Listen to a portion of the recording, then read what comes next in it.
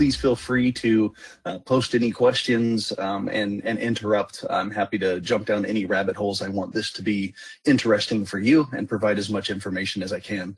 I will apologize early on. I'm on the tail end of a cold, so I might have to mute periodically to get a cough out of the way. So please bear with me when that happens. So we're continuing to see an increase in confirmed fraud cases in the United States. This is probably not surprising to anyone on the call. You can see here some stats. In 2024, ATM fraud surged, incurring $2.4 billion in cost to consumers and financial institutions, which was a significant increase from 2023. And 2025 is looking to be a banner year as well, probably 3 or 4 times what we saw in 2024. You can see a list here of some threats that we're seeing. We are seeing all of these currently in the field, but the number one attack, the one that is the most common over the last 6 to 10 months, are ATM hard drive attacks or jackpot attacks. And this is what I'll be focusing on today. Not only is this the number one attack that we're seeing here, after another meeting with FBI and DHS, they're stating that these hard drive attacks are the number one attack globally, with the United States as the number one region experiencing these attacks, which is pretty unique for us here in the US. Typically, we see these types of fraud in Europe or in South America, and we get a little bit of it here, but it's usually primarily overseas. But these hard drive attacks are the number one attack globally and centered here in the United States. So let's talk about what a jackpot attack is, just to get clear some definition. Sometimes these words can be used a little bit ambivalently. So a jackpot attack is just any attack that uses malware to dispense cash from an ATM without doing a transaction. So you don't need to swipe a card. You don't need to pretend to be doing a transaction. You're using malware on the computer to trick the dispenser into dispensing cash. For those that didn't know, an ATM is just a Windows PC with USB peripherals. So your cash dispenser is just a USB device like a printer. So we've got Windows operating system running on the ATM. That's kind of the base layer operating system. This is what allows the devices to communicate with the computer over USB. So Windows is kind of there to host that USB communication. Then on top of that, you have the XFS layer, the XFS operating system. XFS is a globally standardized software that is used for financial transactions. So in almost every financial transaction device, like a point of sale card reader, an ATM, a grocery store checkout machine, those are all running a version of XFS to facilitate that financial transaction. And then on top of that, you have the manufacturer's user interface, right? So the Diebold or the Hyosung or the NCR software that the customer will interact with. So there's kind of 3 layers of software in there. Typically, when we see a jackpot malware attack, that's going specifically at the XFS layer, and it's going to deploy commands to XFS to trick the dispenser into issuing cash through the front of the machine. So when we say hard drive attack, that's really just the method used to deploy the jackpotting software. So I can use any method to deploy malware, a USB port, coming in through the internet connection, really anything where I can get software onto the PC, right, onto that PC core inside the ATM. So this current version being used is a hard drive attack. Earlier versions of the hard drive attacks involved swapping the hard drives, and that was quickly locked down by most of the manufacturers, 5 or 6 years ago. And so now the attack that they're using is a pretty clever way around it. So what I'll do is I'll go into the details of these attacks. I'll go through the workflow, how we see them approach the machines and facilitate the attack, the indicators of compromise that are left behind after an attack, and how we see them approaching that part of the workflow. And then we'll get into what we can do for prevention. So some things are tools that you'll have available to you today. Some are things that you may need to add additional things to purchase additional equipment. And then we'll have a few things that are kind of a Cook Solutions Group twist as well, things that we're doing that are kind of unique in the space to prevent these types of attacks. So again, I'll say if you come up with any questions, don't feel like you need to wait to the end. I welcome the interruption. So if something pops into your head and you want an additional piece of information as we're working through this, again, please don't hesitate.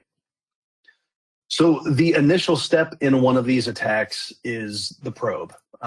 So what we see is the bad actors will approach an ATM, they will pop the top hat, they will immediately close it and then vacate the area, as you just saw in the video there.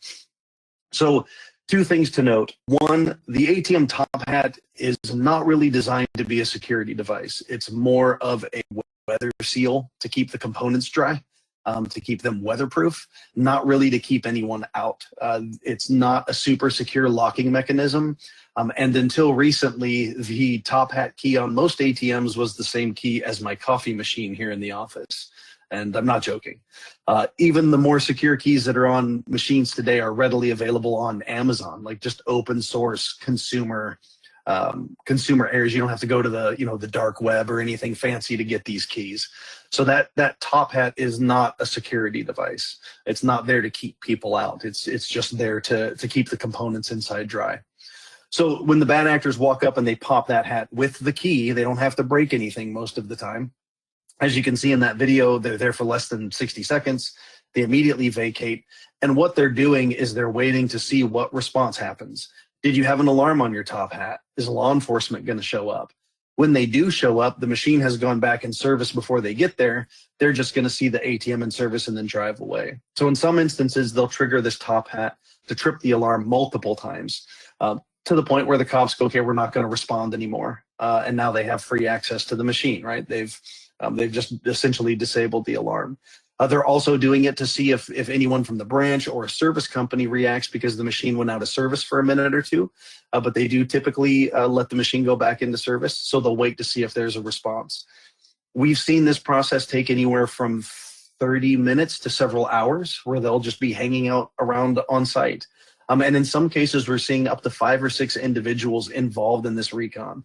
They'll have people in parking lots across the street, further back in the shopping center, or they're in the financial institution parking lot observing the machine, waiting to see what the response is. There's even been instances where law enforcement has been motivated due to recent attacks, and they've found people in the parking lot doing the recon with all of the tools on them. So whenever they pop these top hats, they are almost certainly remaining in the area. So once they've done the recon and they feel like they're relatively okay to start attacking the machine, they'll come back similar. They open the top hat, but now they're actually going to try to access that PC core. Somewhat amusing with the attack on the PC core is they don't have a lot of luck here sometimes. We've even seen people get cut pretty badly trying to remove the case and bleed inside of the ATM. So it can take them quite a while to get access to the hard drive to get that PC core out. Once they do remove the hard drive, though, they take it with them. Again, they have a support crew, anywhere from 2 to 6 people waiting in the parking lot.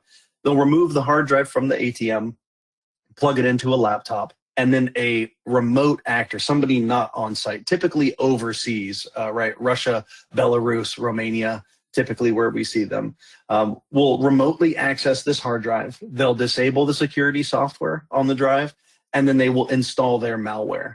We're seeing different variations, some custom stuff that hasn't been around. We've seen Plotus come back. Anybody that's familiar, that was a pretty popular malware back in 2014, 2015, predominantly in South America. So we're seeing different flavors of malware being used. So they'll inject this malware onto the hard drive while it's removed from the ATM. They'll install a remote access piece of software on the machine, and then they will take the hard drive and put it back into the ATM. The remote actor will then deploy the actual malware. Believe it or not, bad guys do not trust each other. So they actually use access control techniques like you do on legitimate software, licensing keys, security tokens, to prevent the on-site team from using the malware to jackpot the machine without that remote bad actor overseas. So the remote bad guy has to access the terminal remotely, usually through a cellular modem or a little small cellular modem device, right? A cell phone or a hotspot. They'll connect through that hotspot into the ATM, install the security token, deploy the malware, and then start initializing the cash out. So you may have noticed that this isn't just as simple as some street thugs doing a TikTok trend, for infinite money or anything like this. These are international criminal syndicates that are doing these attacks. This is a business. It's organized crime. They're not there by accident. They are systematically targeting smaller financial institutions up and down large interstate thoroughfares, right? I-5 in our areas, usually where we see the pattern, them, moving north to south, but they'll also follow other major thoroughfares. And this is a business enterprise. They might do a probing attack on Tuesday and come back and do the actual jackpot on Friday. They might do one of your 3 machines at a location on Monday and then come back in 3 weeks and do the other 2. If they find that there's a vulnerability that they're able to get access to a machine, they are definitely coming back again to try and do it. They might be unsuccessful the next time, but they're definitely going to come back and try again, right? This isn't an accident. And these people aren't scared of getting arrested either. We had an incident where we partnered with law enforcement to get someone arrested in 2023. Law enforcement was able to scoop them up. They were back out on the street the following Monday, and they popped up in Arizona doing skimming, deep insert skimming attacks again. And that same person was just arrested last week, again, doing more ATM fraud, but in South Carolina, and was sentenced to 6 months.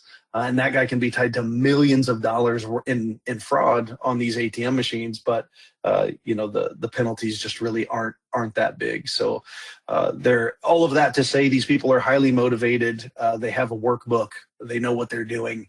While they might not be the smartest people on the planet, they know how to get into these machines and how to do it efficiently. So it's just not some kids going out for a thrill. This is an organized crime business model for attacking these machines. And that's reflected in how often we're seeing them. We had 3 confirmed hard drive attacks this weekend, 2 the weekend before. I don't think we've gone a week in the last 4 months without having at least 2 or 3 hard drive attacks. And that's just in CSG's local footprint here in the Pacific Northwest. So once they've deployed the malware and that hard drive has been prepped, they put it back in the machine.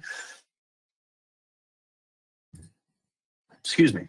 They put the drive back in the machine and deploy the malware, and then they do the cache out. So you'll notice appears to be a different person here in front of the machine, but that's one of the individuals wearing a black jacket. He's now changed his costume and is there to do a cache out. And you can see he just pulled a handful of cash out of the machine. They don't need to interact with the ATM at all. There's no screen prompts. There's no card swiping. Again, there is a remote actor. In this particular instance, we were able to confirm that there was a cell phone modem being used. So that's the remote actor, the hacker, if you want to say, that is clicking the button that makes the cash come out the front of the machine. So they're the ones kind of driving the show. In this particular instance, they were able to dispense 3 or 4 bundles of cash and then experience the dispenser jam, and that kind of interrupted the jackpot. But in a lot of the other instances, when they make it to this cash out stage, if they don't run into some sort of a hardware fault, they will empty the ATM. And we've seen $180,000, $190,000 in a single attack. There was an institution here in the Pacific Northwest that in one weekend lost almost $300,000 across 4 ATMs from these cash out attacks in just a single weekend in a single neighborhood, right, within several blocks of each other. So it's a very lucrative enterprise for these bad actors. So we see them do the cash out, as you just saw, being remotely deployed, and then they vacate the area. And one of the things that we've noticed is, in this example included, once they know they're done, whether the machine broke or the cash out was unsuccessful, right? Sometimes software doesn't do what you tell it to do. That happens to bad guys too. So once they're done, they don't just leave. Typically, they'll put the machine back into service. They'll make sure that all of their stuff gets deleted. They kind of clean up their tracks. They put the machine back into service. They'll actually hang out and stay on site to confirm it goes back into service.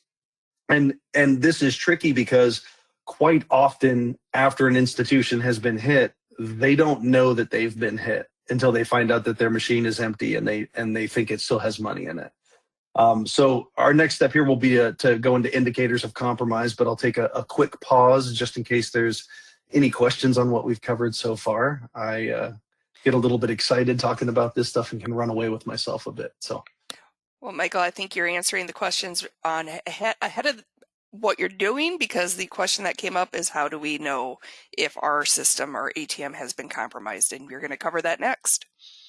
Yes, and indicators of compromise. So I'll jump into that now. So here's one of the best indicators of compromise. An ATM goes down, it's out of cash. Somebody comes out to service the machine, and they open the top hat, and there's your PC core. It's been ripped apart. Sometimes they're able to get the screws out. Sometimes they can't use a screwdriver, and they just peel the cover back like that. But quite often, indicators of compromise, if you don't have an alarm or something like our suspicious activity notification, it's typically you go to balance the machine and you're $100,000 out of balance, or you find noticeable damage to the fascia of the machine or the PC core. The tricky thing with the way they're doing this attack is they're removing the hard drive from the ATM. So once I have your hard drive and it's out of the ATM, the software isn't running on the physical disk. So when I connect your ATM's hard drive to my laptop, your antivirus, your anti-malware, any of your security, even Windows, none of that is running. It's just sitting there passive as files on a PC. Like when you plug in a thumb drive and you can just look at all the files, that's what they're able to do with your hard drive out of the ATM. So they can go in and disable whatever security software you have on it. It's pretty easy. They can put whatever software they want on it because there's no antivirus, there's no firewall, there's nothing running on the drive. So they can pretty much do whatever they want. They have access to all of the information that's on the hard drive. So they kind of have carte blanche to do whatever they want with that drive and then put it back in. And then when they put it back in and it boots up, it's going to do whatever they tell it to do, which is exactly what we've seen.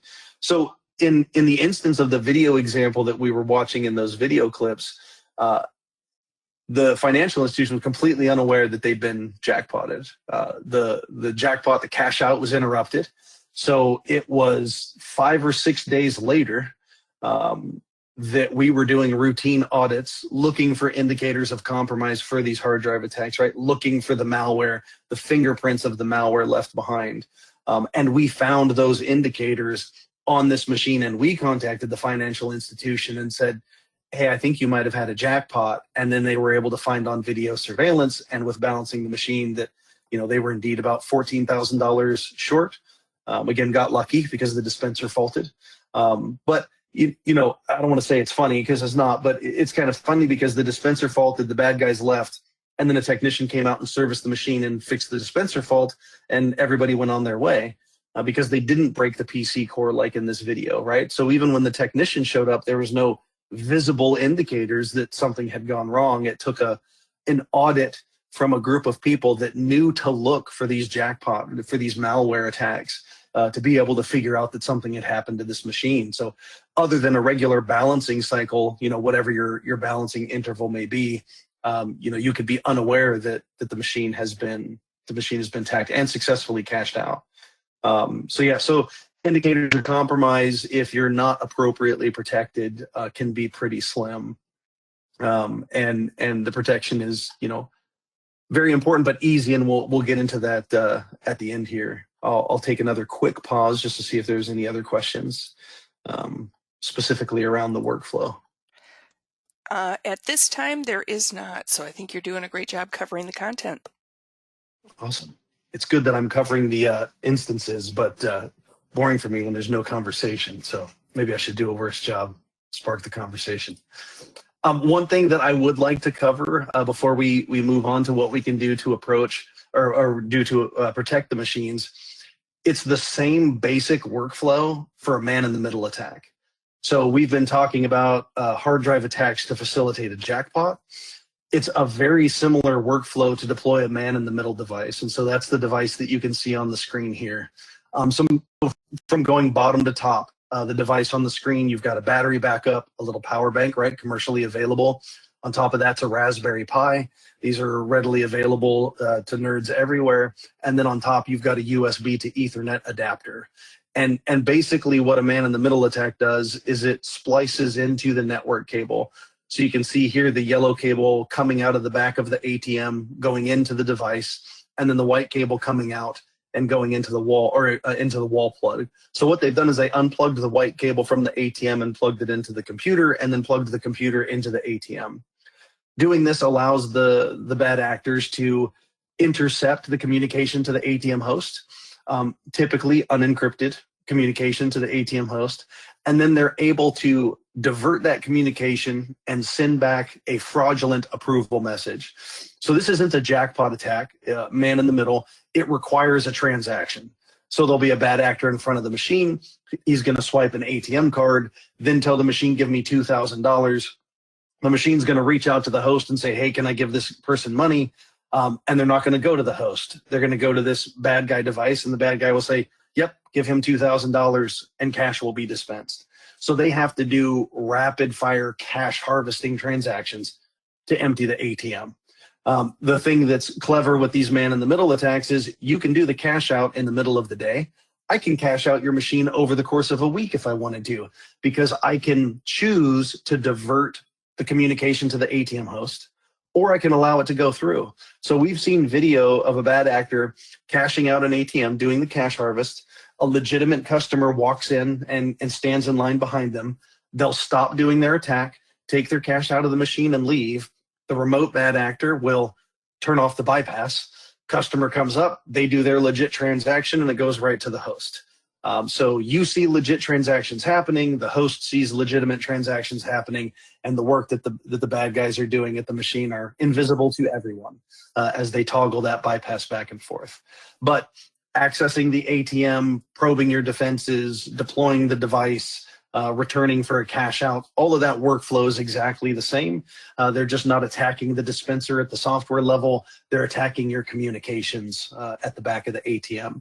And we will cover, we'll get into the layered approach, which will kind of be the theme of protection.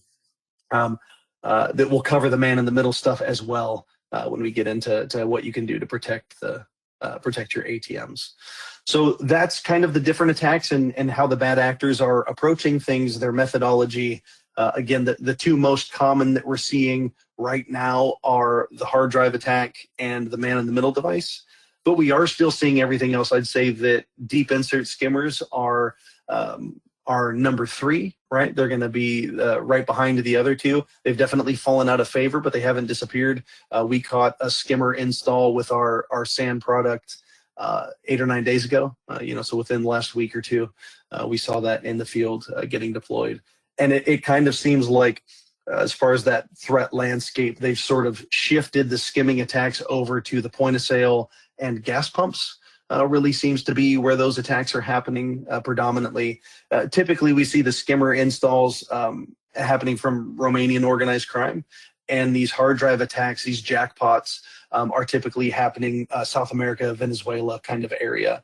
And so as the Venezuelans moved in and started attacking the ATMs more, the Romanians kind of shifted and focused more on the point of sale and the gas pump skimmers.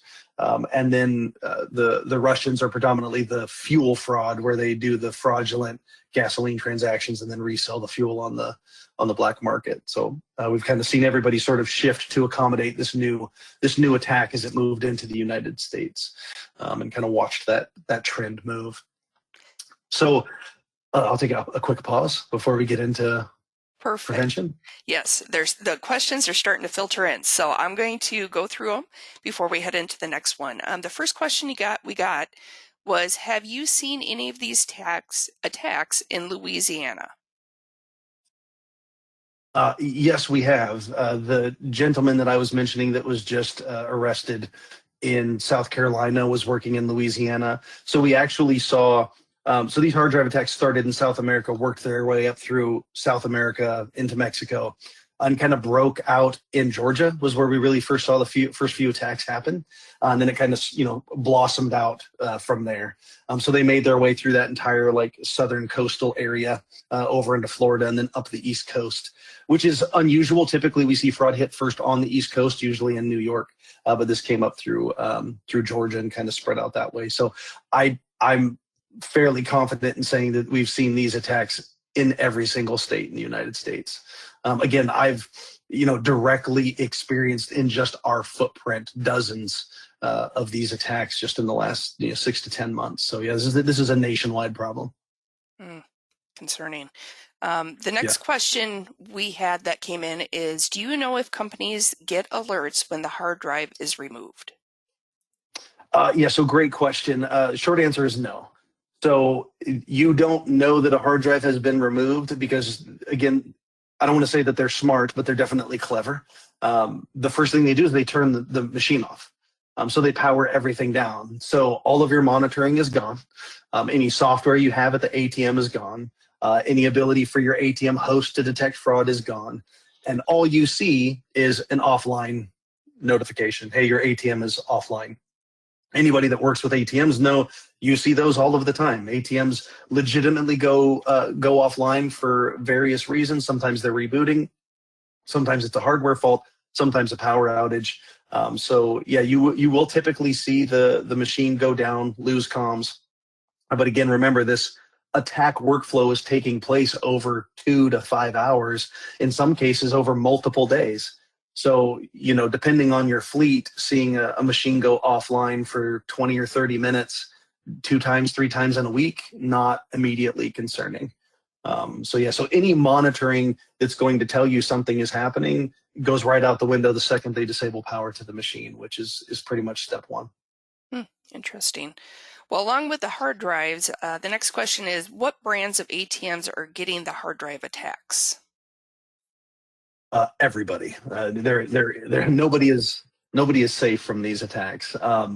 So it started with Hyosungs. Typically, with the older, like standalone lobbies, we saw hospitals being targeted in the early days, and those machines were being targeted because they had no protection against swapping drives.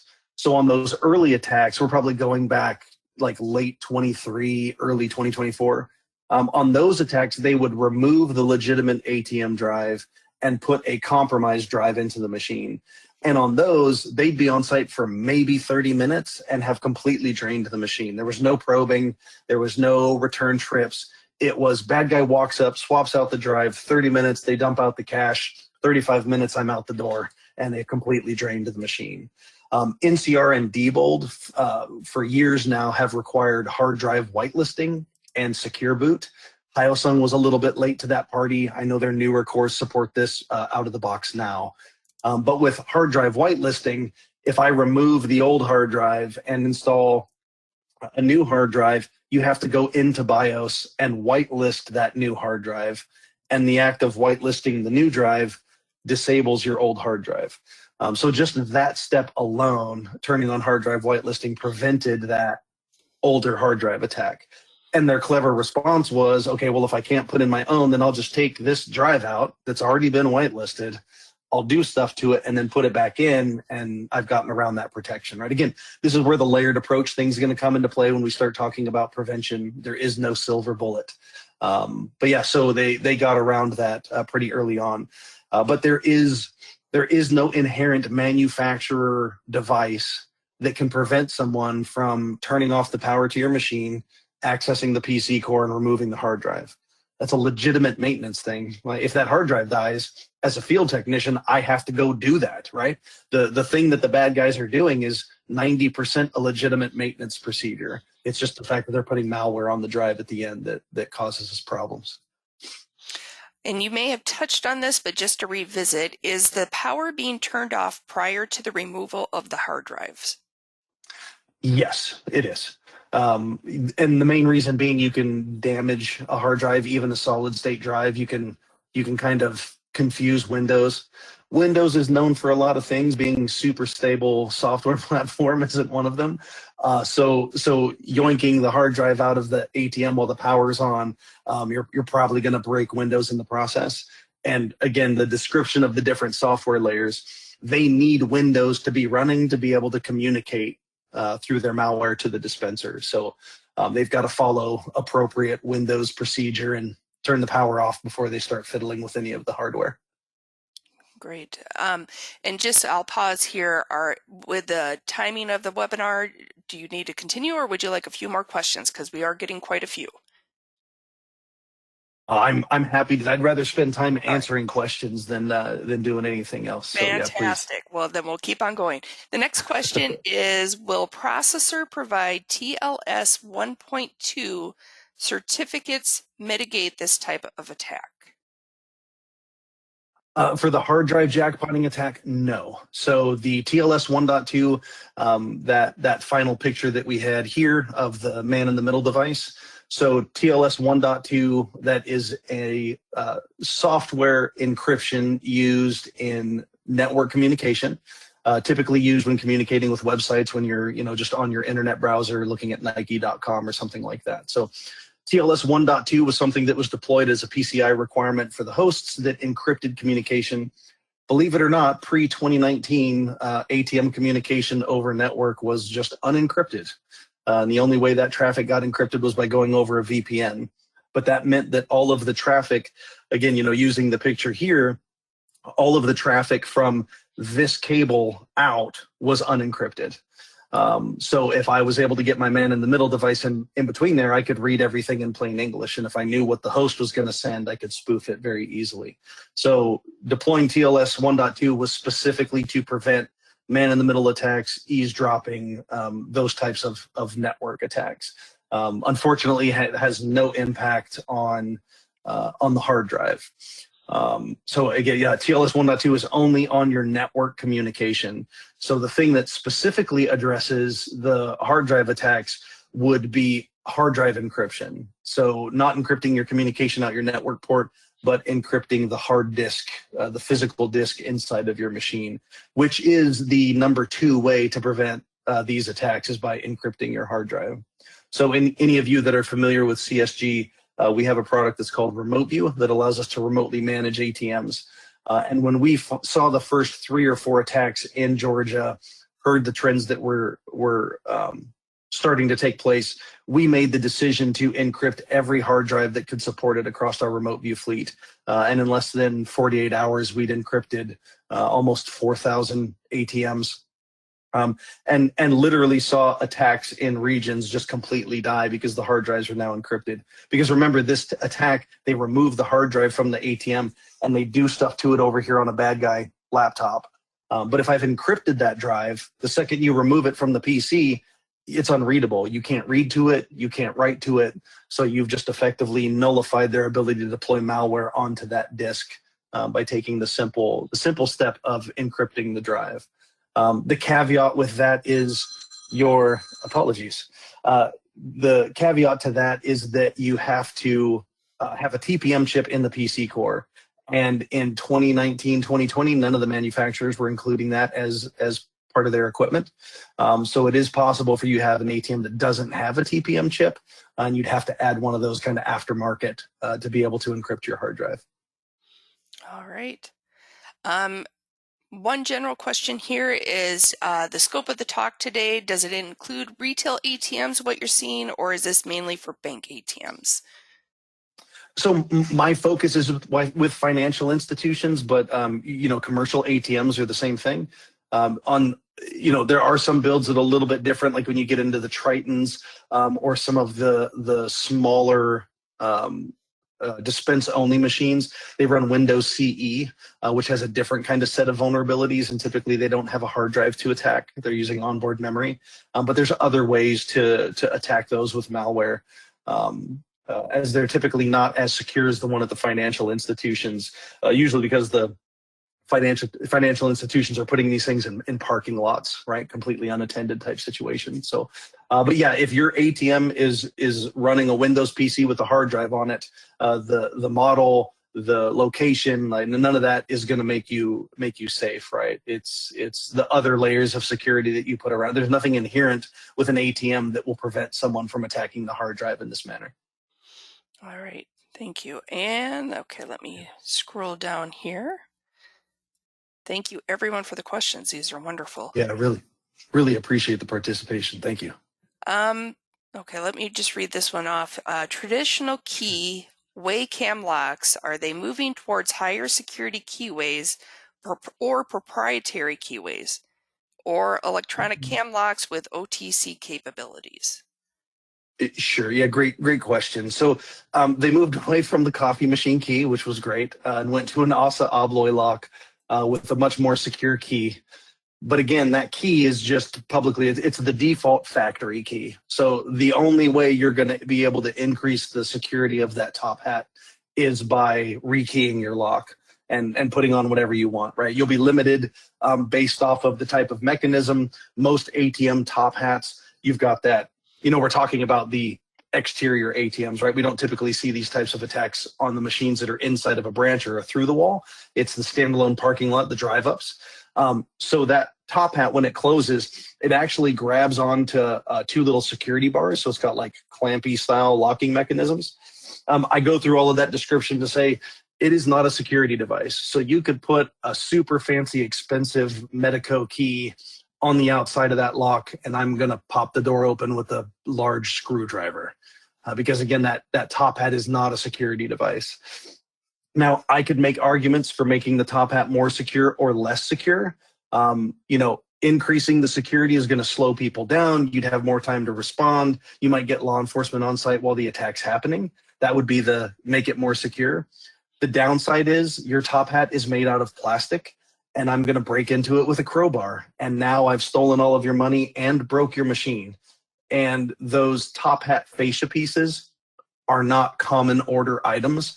And there is an extreme backlog on replacing fascia components right now because of how many of the attacks these are. So we see both opening it with a key and opening it with a pry bar. So, on one side, you're going to slow the bad actors down and maybe you'll help everybody out by getting them arrested. But on the other side, your ATM is going to get damaged. You're going to have additional expense, and you'll probably have a lead time, a backlog, over 6 months before you get those fascia components to get your machine back in service. So that's kind of a personal decision for each institution on whether or not you want to take that step. It's that thing where I park my car in downtown San Francisco. Am I rolling the windows up, or am I just going to leave the windows down and the doors unlocked because I don't want you to break my window? I'll just take all my stuff out of it. So you got to kind of figure out how you want to handle that individually. But yes, you do have the ability to do that, but I haven't seen any manufacturer going to a more secure lock in their recent manufacturing. The ASA Abloy is about as far as they've gone. So the rest would be something you'd have to do at your own expense. Yeah, and along with that, more of a comment, but I think kind of just reiterating what you've said is, I know you touched on the retail ATMs. Anthony had said that for retail, they should be more concerned with man in the middle and should tell the audience how important it is to bind the CDU and change the locks up top, which I think you have touched on. Yeah, and so we'll go into some of the prevention stuff here, and if there's more questions, we can circle back around at the end. It looks like we're at about what, 40 minutes, so we've got another 20 left. Yeah, so we can pause, and if you need to keep going, and we have plenty of questions, so you just let me know what works for you. Yeah, I'll move through into the prevention because that might answer some of the questions, and then if we've got time left, we can circle back around with some more questions. So, just going through the list here on this slide, right? The number one way to prevent multiple logical attacks, whether it's USB, man in the middle, hard drive attack, anything involving a logical software deployment that has to take place on site, you have to alarm your top hat. I'm constantly surprised at how many institutions are not doing this. It is, these attacks have highlighted it is a critical vulnerability to not have an alarm on your top hat.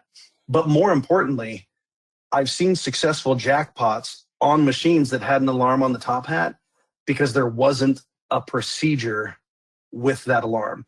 So it's not good enough to just throw an alarm on and have it call the cops, because like I said, they'll pop the top hat, close it, put the machine back into service, and then when law enforcement shows up, they go, ATM's fine, nothing's open, it's back in service, I'm leaving. They get another call 15 minutes later, they're like, nope, machine's broken, disregard, right? We all know how stretched law enforcement agencies are, how difficult it is with the false alarm mitigation stuff in these different jurisdictions, especially states like California. So you're only getting one or two responses on an ATM, and then they're just not going to show up anymore. So you can't just throw an alarm on the top hat. You have to have a procedure that goes with it. So something like if the alarm goes off, you have to pull up video and you have to go back to before the time of the alarm, right? Looking at the machine 5 minutes after the alarm went off isn't going to be good enough. The lid's closed and everybody's gone. You got to go back to when the alarm went off and look to see why. Did somebody actually open the top hat? Well, if it's 2 o'clock in the morning and your armor doesn't do after hours service and someone opened your top hat, they're probing your defenses on purpose. Now you need to take some kind of action to disable that machine. So you've got to have that process into it, right? It's not just throw the device on, you got to back that up. And the people responding to your alarm have to know what the procedure is, right?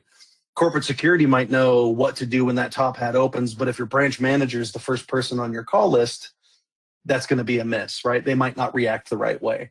One of the things that we offer, it's on the list, on the CSG Twist side, Pico Verify, video verification. Instead of having your team respond to the alarm, you have a group like our NOC answer the alarm call for you, and we're very familiar with what an ATM hard drive attack looks like. We know whether they're doing something wrong or not, and then we can call you and say, hey, you're being attacked. You need to go, deploy whatever your countermeasures are. So just making sure whoever's responding to your alarms actually knows what to do and what a hard drive attack looks like. If you do have to disable one of your machines, keep in mind turning the power off is not enough. They know how to turn the power off and turn the power on. So if you're going to disable an ATM, you need to go to a breaker inside your branch and flip the power inside the branch.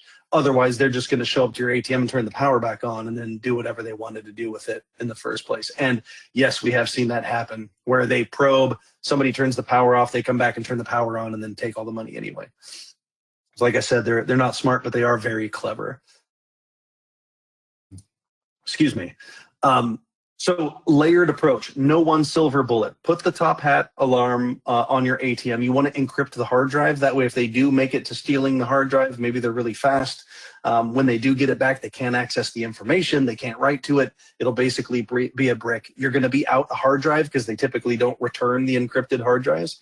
And we have seen multiple customers attacked where the hard drive is taken and then they just leave. They don't attack any other ATMs at that institution. They just go away because they know that if the drives are encrypted, it's usually fleet-wide. Hard drive whitelisting, we talked about authorizing individual disks as they get used. So I steal your hard drive, I now own it. When we replace the hard drive, I'm going to whitelist the new drive. That old drive is now disabled. I can't come back and then use your old drive against you, excuse me. TLS encryption, again, this has no impact on hard drive, but it is the #1 mitigation for man-in-the-middle attacks. Again, alarming your top hat also prevents that, right? It's a really good first step is putting that alarm on. But TLS encryption, it's mandated now by hosts. They're just having a really hard time getting it deployed because hosts aren't known for doing things quickly. So it's taking them a while to get everybody protected. But if you don't have TLS 1.2 encryption turned on for your fleet, you want to start asking about that now. It's a pretty low lift to be able to do that. A couple of things that you can do on your own, like port security. So, if you manage your own switches, you can turn on port security. If a device is unplugged and then plugged back in on a port on your switch, it'll trigger an alarm and somebody from your IT will have to turn it back on. That's a very easy way to prevent from man in the middle. Same thing with MAC address binding, makes it harder to put something in between. Again, none of these things are foolproof. I can disable an ATM top hat alarm. I can break into your BIOS software if you didn't change your BIOS passwords. There's ways around all of these things. So it's about where is the active threat and how many layers can I afford to deploy to protect me from as much as possible, right? TLS, hard drive encryption, alarming your top hat. That's pretty good coverage from multiple attacks with just those 3 changes that are usually not prohibitively expensive. Encasing your ATM in armor plate, probably going to be a little bit more expensive and harder to do. So let's not forget about the easy stuff, right? Windows patching. So I talked again about CSG. We have that remote view service that allows us to remotely manage ATMs. With that, all of these things are included by default just because of the threat landscape, but Windows patching, right? The malware they're using now communicates at XFS, but we've seen attacks in the past where they go after Windows directly. So you got to make sure that your patching is up to date. You have to have some kind of anti-malware software. I'm a big proponent of anti-malware as opposed to a firewall or an antivirus. The main reason is that those firewalls and antiviruses aren't really good at 0-day threats. 0-day just means it's something brand new that hasn't been defined yet. So if your antivirus doesn't know that something is a virus, it can't stop it. That's where anti-malware comes in. We use a piece of software called Cylance, and it does more of a behavioral analysis of what the software is doing, and we'll block it based off of that.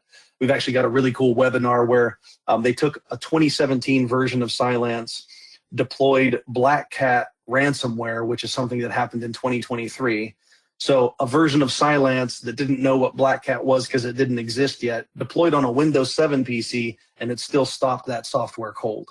So in my opinion, you want to go more anti-malware than antivirus. I'm sure you could make arguments for both. Password management, again, it's just another vector for them to be able to get in and deploy their malware. If I know the Windows password for the service account, I'm going to be able to just log into Windows. I don't have to bother attacking your hard drive. I'll just log into Windows and deploy my malware. So you want to change your Windows passwords, your BIOS passwords.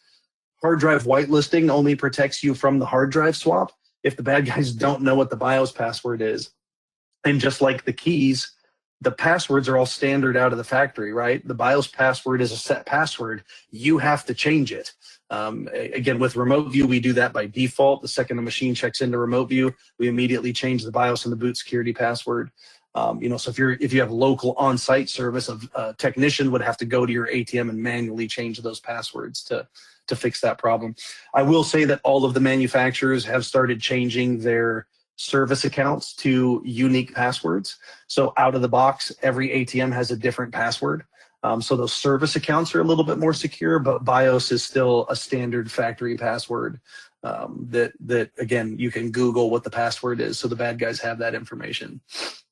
And then vendor management and due diligence. We've seen some attacks where the servicing vendor is targeted, and there was a case in the Midwest where a servicer had spun up MoneyView, which is a Hyosung remote management piece of software, and they'd spun this system up in the cloud, and they got hacked, for lack of a better term, really just social engineered. It wasn't even really a hacking thing, and then that remote management software was used to deploy malware to those machines connected to that thing. So making sure that your vendor is doing their due diligence, that they're managing their systems in an appropriate way.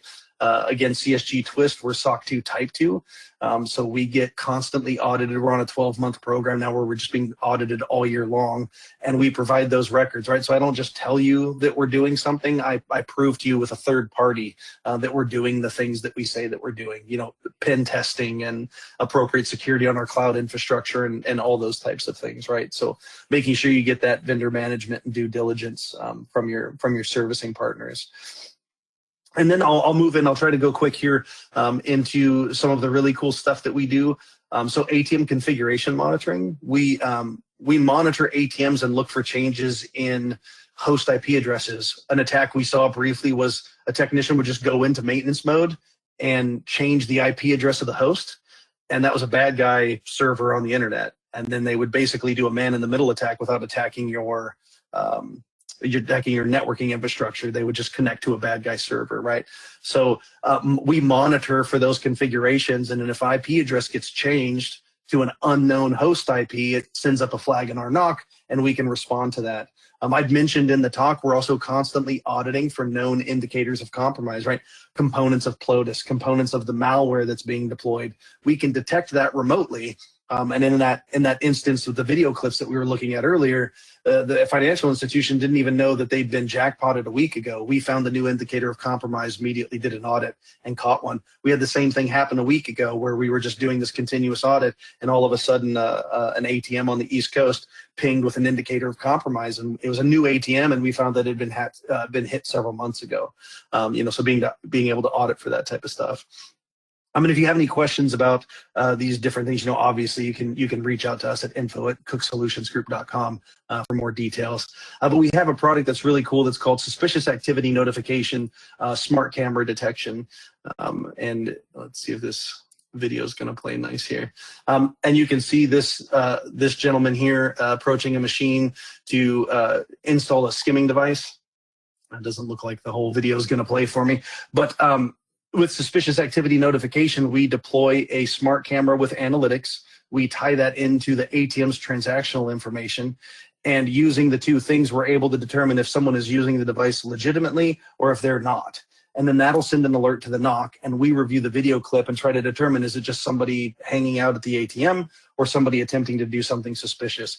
And we've caught hundreds of skimmer installs using this technology. And quite often we will also get alerts for things like man-in-the-middle and hard drive attacks as well, because somebody who's installing or removing a hard drive or installing a man-in-the-middle device is not using an ATM appropriately. So we're able to flag on stuff like that. So kind of a cool technology unique to us. Fraudulent detection engine is another anti-skimming thing that we have, where it's evaluating your transactions that are taking place on your machine and looking for patterns of a cash harvest.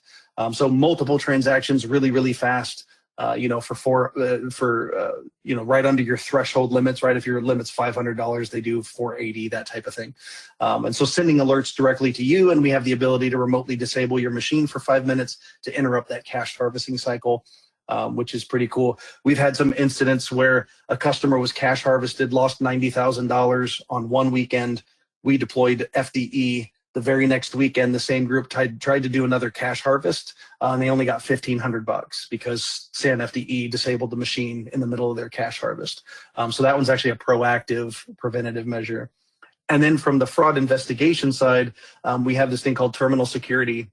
We're using our video platform, Pico Verify. You can see on the screen here, on the left-hand side, you're able to see the transaction, right? This is an interactive teller session, but I can see the interaction, what buttons are being pressed. I can see the maintenance panel, so I'm able to review what happened during the transaction.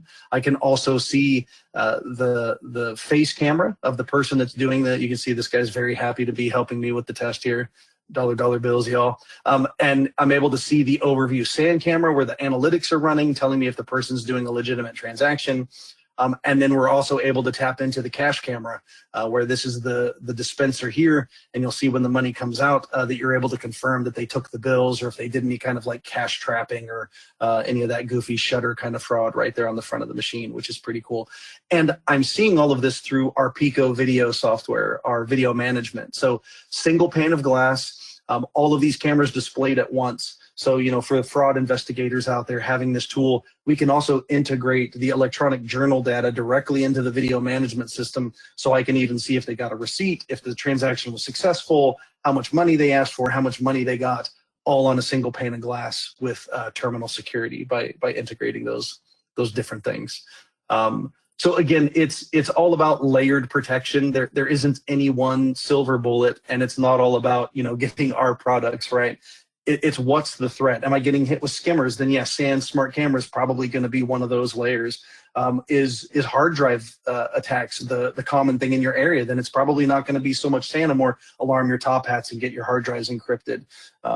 So identifying what threats are happening in your area, figuring out what that budget is, and then trying to pick the layers that will most successfully defend you from the threats that are happening in the area, but realizing that this is an arms race. You come up with the protection, they're going to come up with a new vector. You find a way to defend against that, they're going to find a way around it.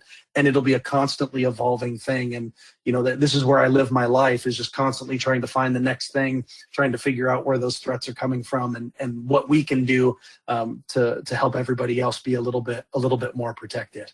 I get nerdy excited about the prevention stuff. Again, that's where I live and what we do all day. So I'll take a breath here, and maybe we can get back to some more questions. Yeah, we maybe have time. We're coming up on the top of the hour, so we have time maybe for a couple more. This is one that I don't believe was touched on. Apologies if it has been. Have you seen the use of mobile BT accessing the ATMs? Meaning, we have video of someone waving their cell phone in front of our ATMs? Yes. So there are, as far as we are aware, there's no confirmed cases of NFC, near field communication, a technology similar to Bluetooth, but with a much shorter range, typically smartwatches, cell phones. They've been trying to do something with an NFC attack, but we haven't heard of anything being successful in the field. Most ATMs don't have Bluetooth on by default. NCR, it's not even on the motherboard. There is no Bluetooth on the device. But quite often, the bad actors will use Bluetooth on skimming devices. So sometimes what you're seeing is them trying to read another device that they've already put on your ATM. So they're not trying to skim something, they're trying to access their own stuff quite often. So I'm not aware of any wireless attack vectors into this. So far, NFC hasn't been breached, but they may be trying to communicate with a device already installed on your machine, like a camera or a deep insert skimmer. All right, and then we'll do one more. Good one maybe to end on is, are you seeing direct attacks on the cash vault themselves? We do see physical attacks. So again, we were focused today on the logical stuff. That's what we see the most. But hook and chain, construction vehicle attacks, right, where they wrap a chain around the ATM, just yank it out of the ground. Explosive attacks where they fill it with some kind of gas and then ignite it and blow it up. Which obviously super duper dangerous. We still see those attacks. They're not as popular as they once were, but they are still out there. But again, the number one thing we're seeing right now in the United States are these hard drive attacks, with man in the middle and deep insert skimming being just a close second and third. Again, your defenses with those physical attacks are things like security gates, bollards, your seismic sensors, making sure you've got a heat sensor in there as well in case they try to torch through the vault. So all of those things still exist. It's just not as popular as this logical attack that we're seeing today. All right, great information, Michael. And for those that we did not get to answer the questions, I will share those with Michael for follow-up afterwards. And if you, again, reach out to them for more information for their services, and they will also be speaking at the U.S. conference coming up in February, so another great chance to see them face-to-face and the solutions they have. Security will always be around and ever-changing. With that, ATMIA, as we are made aware of alerts, threats, education that you should be aware of, we will post those to our members. So for members, make sure you're signed up for our emails. You're part of our committee. We have an ATM security committee that has been very active in that collaborative mindset and discussions of topical issues like this. And then along with that, we also have our ATM crime database. So as you are seeing issues that may be happening to you, report those. That education and the group information out there to everyone is vital, just to keep people aware. As Michael has said, it starts in one part of the country, it goes up. You want to see what's coming your way. So you can report anonymously. So again, if any of our members on the call have questions on that, please reach out. I'd be happy to help you. If you are not a member of ATMIA, along with CSG, I would definitely encourage you to check us both out and how we can help you with your services as an ATM provider. So with that, I want to thank Michael very much for the education and the expertise, along with Cook Solutions Group for sponsoring the webinar. And those of you on the call that attended today, we had a really lively discussion. This was wonderful. We do regularly host educational webinars throughout the year. So again, along with our emails, you can find all upcoming events and webinars on our website. And if your company does have interest in sponsoring this webinar, such as Cook has done, please reach out to me and I'd be happy to provide you details. So wishing everyone a happy holidays that is quickly coming up. And this concludes our webinar. We look forward to seeing you on future ones. Thank you. Goodbye.